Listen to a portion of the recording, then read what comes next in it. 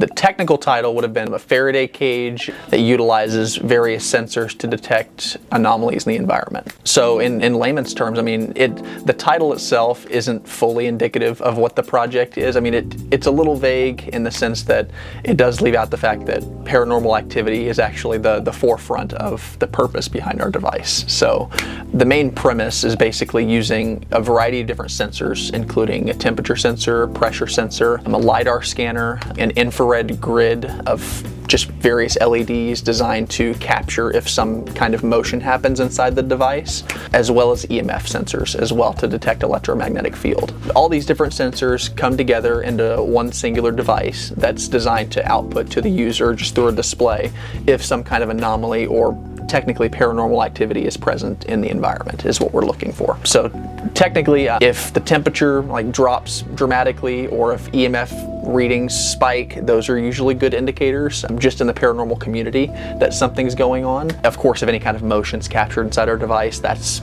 usually a good indicator as well. It's very similar to a lot of products already out in the market too. It just utilizes more of the sensors that are already out there and puts them into a singular device. So at the very beginning of the course, we did a lot of just market analysis and market interviewing to figure out what was already out there and what we could do to improve, while also sticking to our client standards. And we saw that, yeah, temperature sensors were used, EMF was used, but usually those were independent devices as opposed to one thing that could take all of these different readings and give a more, I guess, conclusive finding that something was in the environment.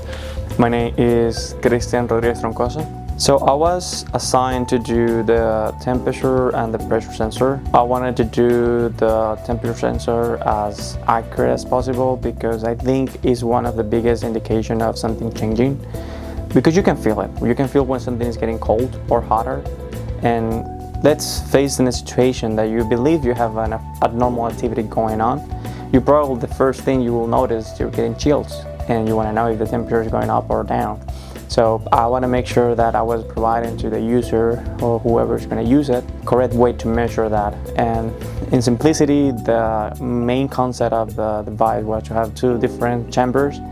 And the first chamber is for the outside temperature of the room, and the other one, it will be like chamber where you can compare your values between something inside of that chamber or not. So I work over that and I make it more precise using thermistors, which just a very sensitive resistor, and they will change that drastically in how they're exposed to the temperature. And also, when I was working with the pressure sensor, I use an IC packaging. These ones are more delicate than any other sensors that we have because it really requires to be very well handled.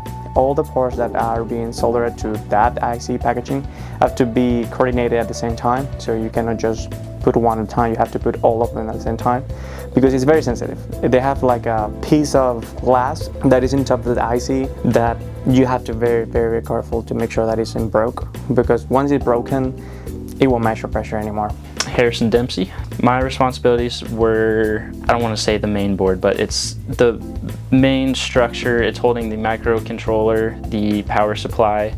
So I was responsible for taking our battery, which is 7.2 volts, putting that through a buck converter to step it down to 3.3 volts, and then that would power our microcontroller, provide power to all of our external sensors, and then all of the external sensors were also sending data back to the microcontroller, so I was in charge of providing the correct pins for their sensors to talk to our microcontroller so we could then display values on our LCD. So my name is Cameron Dalton. So in particular, I was mainly concerned with the software development as well as the hardware development of two of our sensor boards.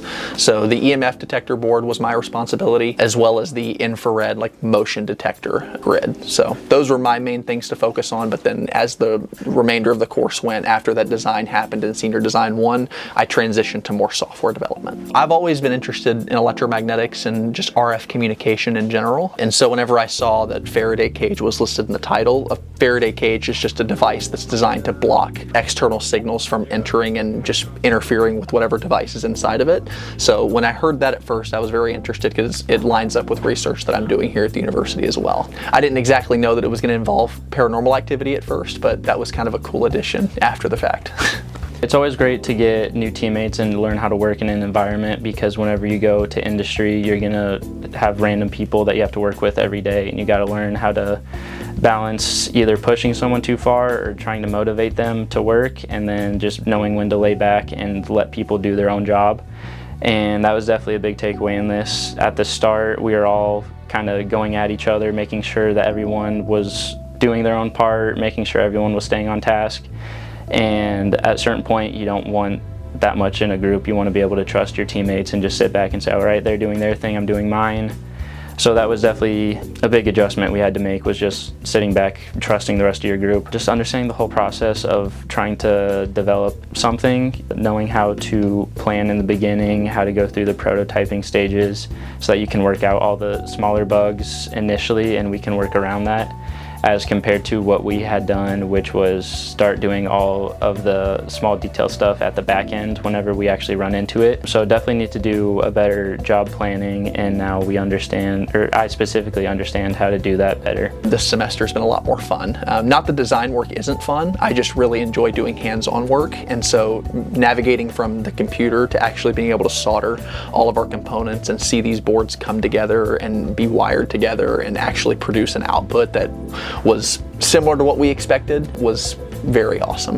That was my favorite part for sure. I think that our group was very successful in working together. I think we're very different in terms of personalities and how we communicate, but I think that's also helpful in a group environment, because if you have three of the exact same person, it's like you're gonna butt heads. I think we're all very skilled in different things. So while coding was one of my strong suits, Christian was very good at soldering and just getting hardware components to work together. Harrison was very good at troubleshooting and figuring out problems that were happening with the hardware, and those skills combined with what I was doing, I think made for a very cohesive team. So I think diversity is very important in terms of skill sets in your team, and you can't be afraid to have people that are, vastly different than you, even outside of, school. I mean, we're all interested in very different things and have very different hobbies, but as a team together, I think we worked together and came together and made something that we can all be happy with.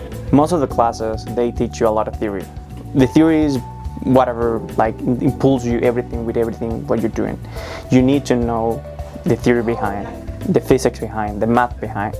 But sometimes it's difficult to see that implementation in the real world. That you don't see it, you don't see graph in the real world, you see things, results.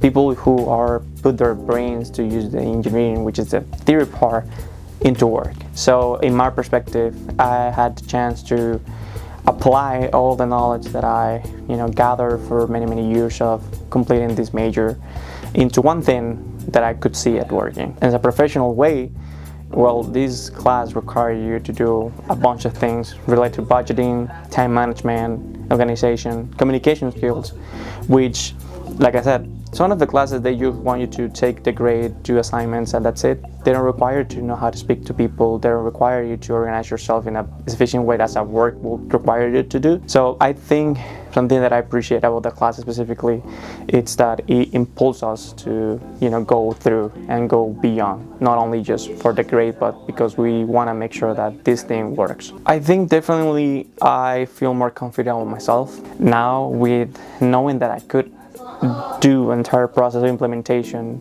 between the idea, prototyping, and then delivering the final device.